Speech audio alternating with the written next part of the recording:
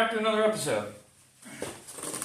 So, what I have going on here is I'm doing a little exploration, disassembly, deconstruction stuff. I don't know exactly what's behind this, so I'm slowly taking it apart so I don't take something out that I really want to keep. So I'll turn this camera around and get you caught up where I am. Alright, so what I started doing is I started taking off this outer shell along the bottom all the way across. Again, doing just a little bit of time because I don't know what's behind this. I don't know where they have all the wires tucked. I don't know. So slowly but surely, we'll get there.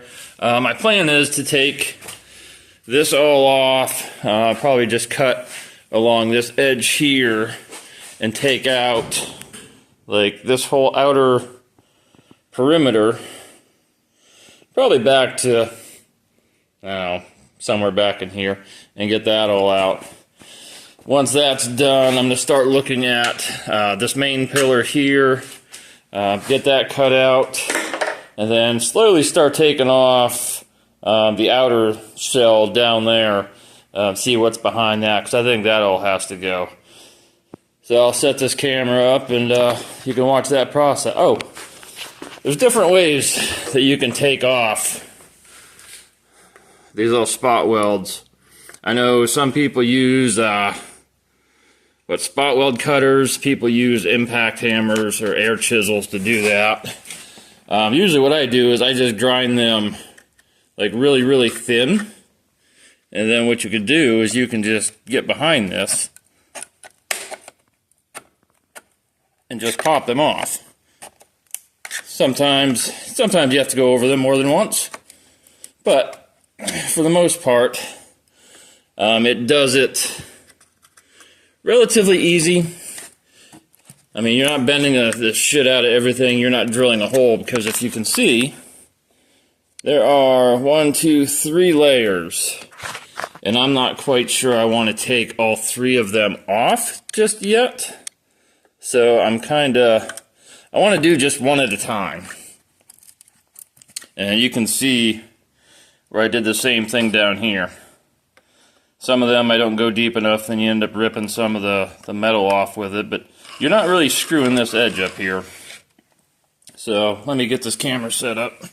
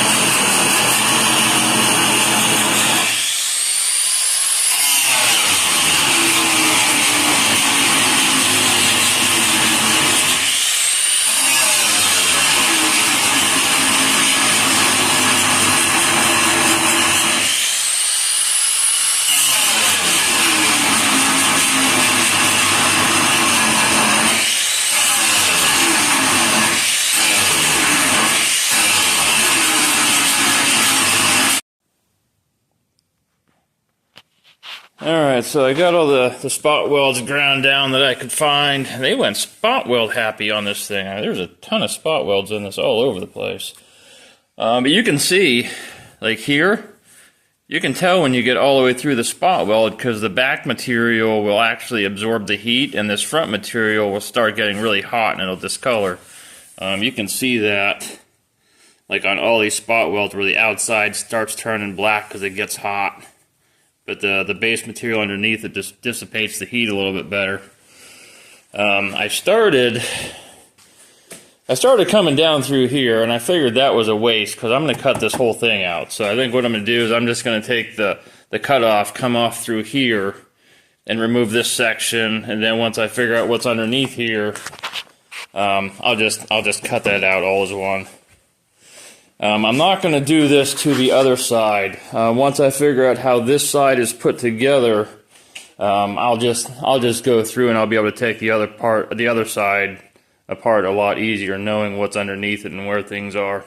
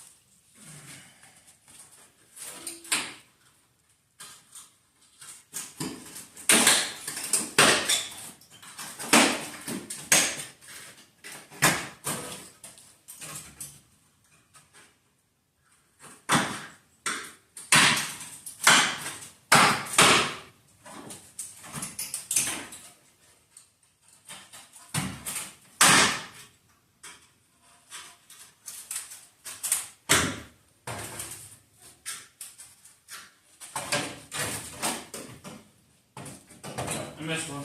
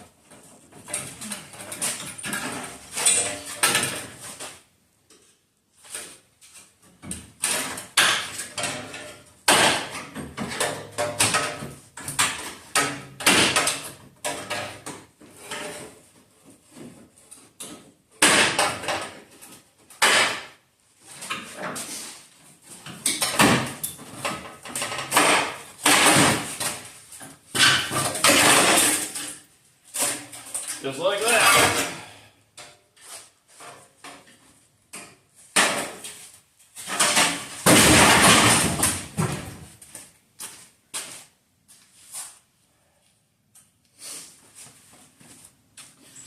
I know some of you are thinking I probably should have a guard around that, and I actually stopped the video. I tried putting the guard back on it. I lost the nut for the guard somewhere. So I'll have to find a replacement one for it. Let's take a walk around.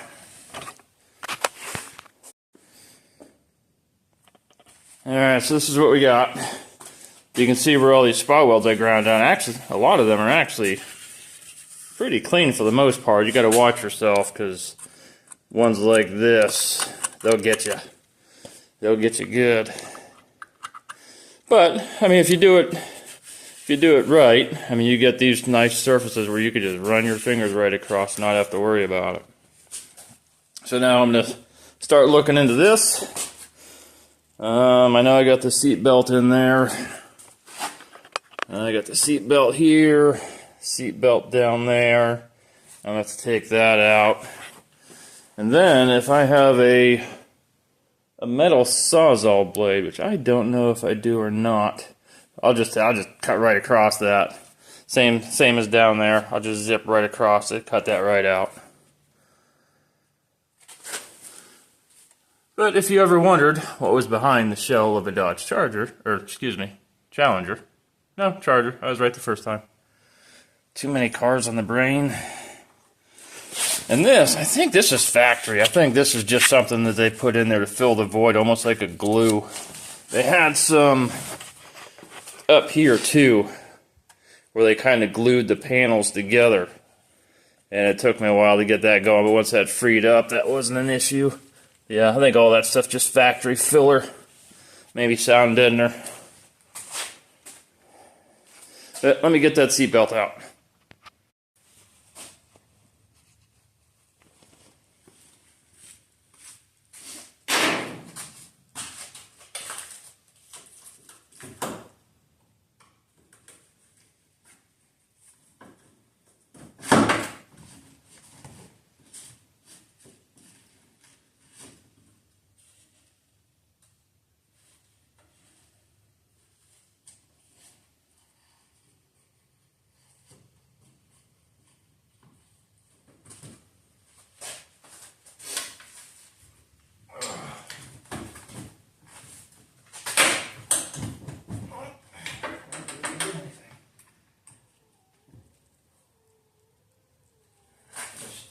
screwdriver somewhere.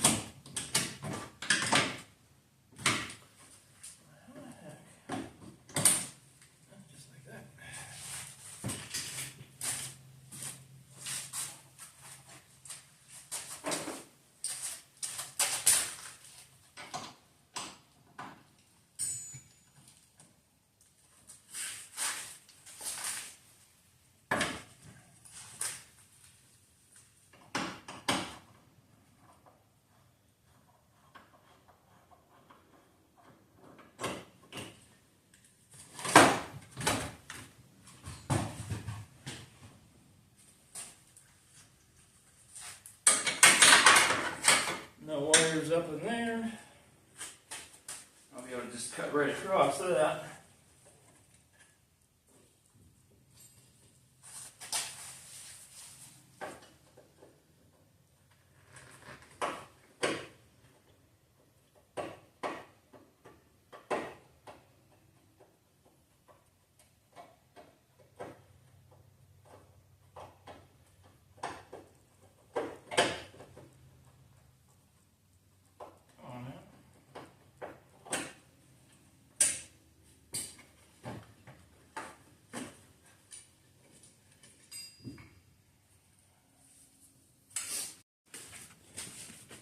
If for whatever reason you guys are trying to get your seat belts out or need to get your seat belts out, there's a cover that goes on this top strap that gets mounted on that pillar. You take this cover off, this little cover here, you just pop it off, and then there is this bolt here that comes out, and that releases it from the pillar. There's a screw down here, a Phillips head. You take that out and it takes this off. And then I still got to look into how the rest of this.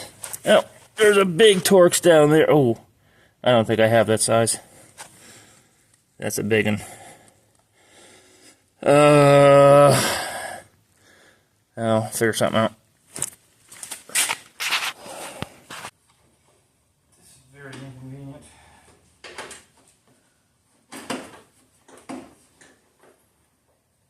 I want to try and save some of this, because if I can use this in a 68, I will.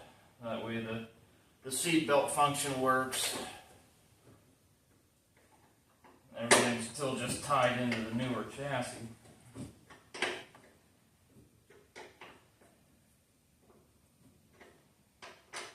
I was wrong. I do have that bottom size. That's a T50. I just don't have it in a ratchet, so I have to sit here and go a quarter turn at a time, which is going to take me about 4 hours. Now, what is your deal? Come on. Why won't you come out? I don't understand.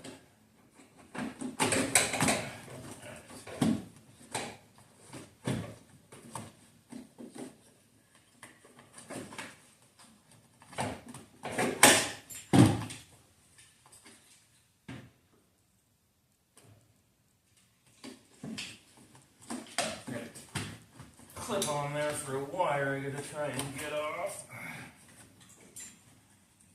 before I completely mangle it.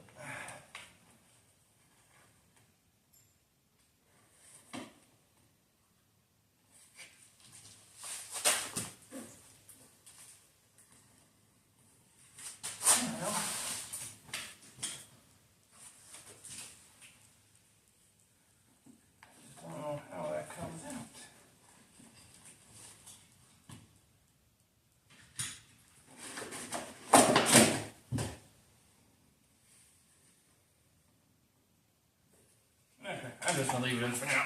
I'll worry about it when I get this out. So I don't see any wires in there. So I think I'm safe to say to cut it out. I do have the scissor jack down here in a very inconvenient spot so I can keep hitting my feet on it. But I actually like these jacks. I use these whenever I built the frame for this. I had one at each corner, and you can kind of raise and lower it and have your levels on there, and you can bring up like each corner just to make everything perfectly level. Even if you're not working on a level floor, you can still make a level frame. So I'm going to bring this up just so it makes contact. Like even if it moves around, I'm not worried about that.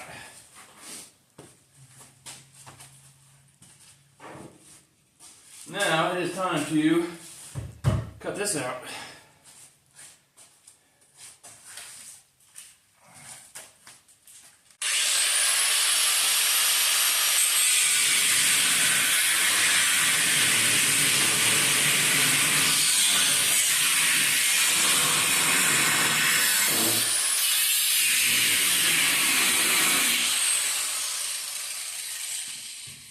I'm going to see if I have a metal blade for the sawzall.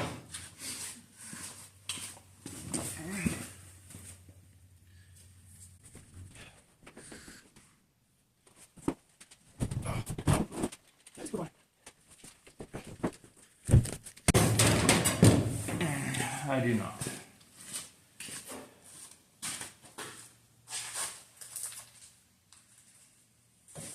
That's okay. We'll make it work.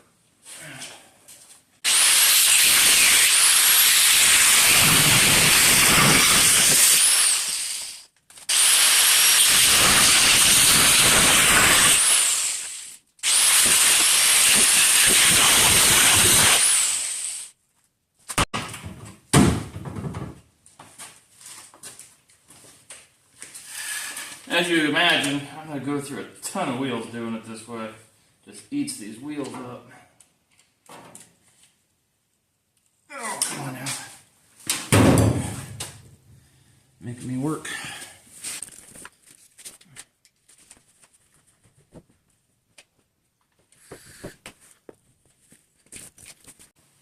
I do think I am going to get a long metal blade for the sawzall, because that'll make that a lot easier, just zipping right through that. I cannot find the wrench.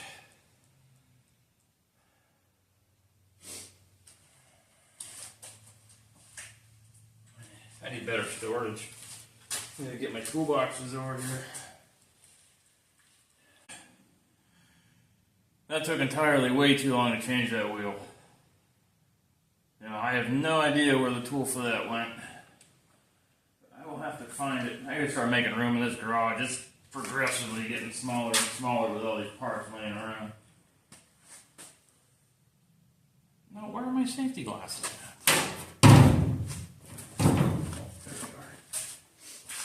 I swear I set something down, I lose it immediately.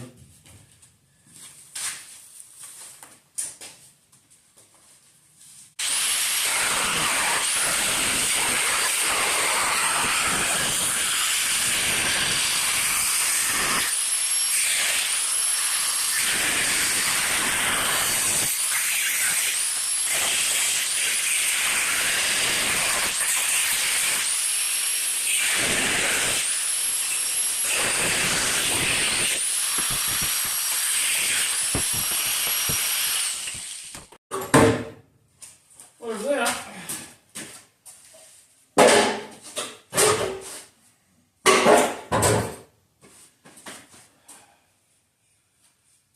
Let me put my glasses down so I can lose them. Alright, so that's out. I really don't need this, I don't think. That's not going anywhere yet. Get this out of the way. Kick it with my foot. 4-door, no more. So this is what we got. This is the pocket where the seatbelt sat. I think the next step is going to be taking and cutting this outer lip off, because I'm still sure this is where I'm going to have to separate, is where these pieces all come together.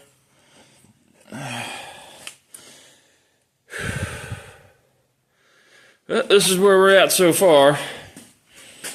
I do want to... Alright, so I do want to take...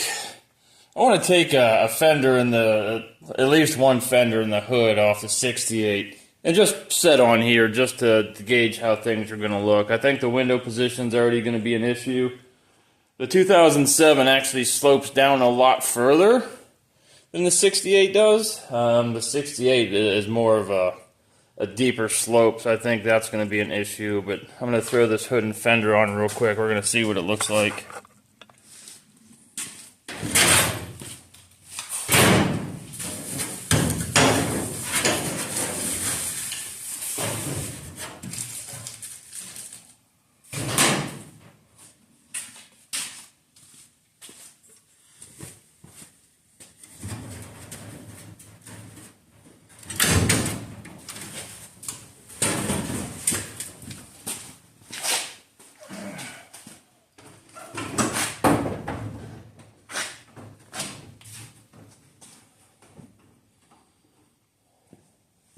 There's the hood. See if I can possibly not trip over this jack when I carry this fender over.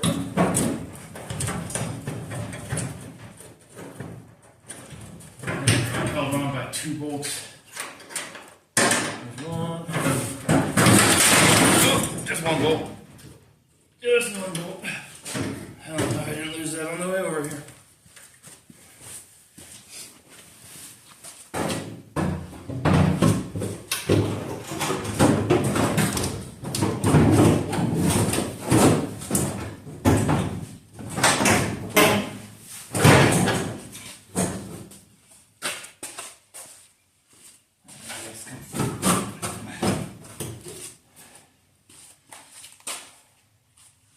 Maybe not.